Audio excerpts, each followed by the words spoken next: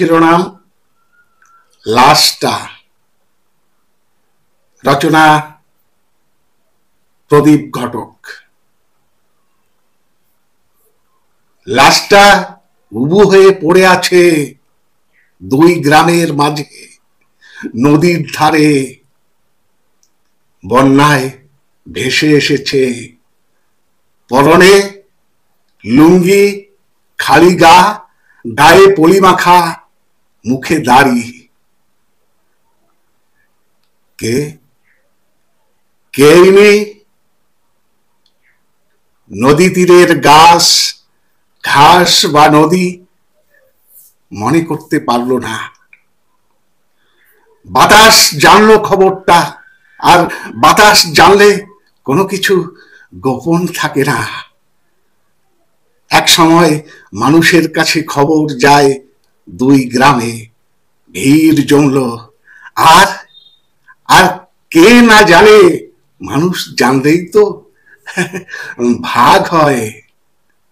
আলোচনা আলোচনা শুরু হলো। লোকটা হিন্দু না মুসলমান? হিন্দুরা বলল মুখে দাড়ি আছে, নির্ঘাত মুসলমান।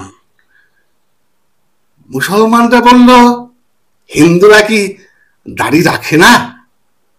তারপর দাড়ির ধরন নিয়ে আলোচনা শুরু হলো। গোপ আছে না গোপ নেই? পুলিশ এলো, পরীক্ষা করে বলল মনে হচ্ছে বানভাসী। লোকেরা বলল আপনারা সৎকারের ব্যবস্থা করুন। পুলিশ বলল আগে ঠিক করি ও হিন্দু না মুসলমান। কিভাবে ঠিক হবে? পুলিশ চিৎ করে ফেলল। পুরুষাঙ্গটা নেড়ে চেড়ে দেখে বলল মনে হচ্ছে মুসলমান।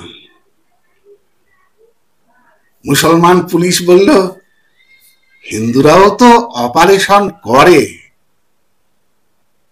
বেলা গড়ায়, আগুনে দুপুরে গরম হাওয়া, বৃষ্টি শেষের দমবন্ধ উষ্ণতা।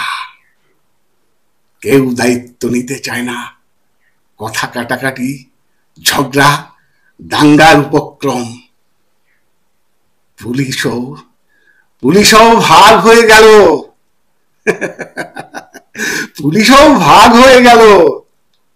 সত্যি সত্যি তো, ও হিন্দু হলে কবরস্থান অশুদ্ধ হবে, মুসলমান হলে শ্মশান অপবিত্র হবে। নদী নদী নদী লজ্জা পেল। মানুষ ভাসিয়ে এনে সে অপরাধ করে ফেলেছে। লাশ ভাবল তোরে চলে যা, আমাকে কুকুর শেয়ালে খাক। লাশ ভাবলো তোরে চলে যা, আমাকে কুকুর শেয়ালে খাক। নমস্কার।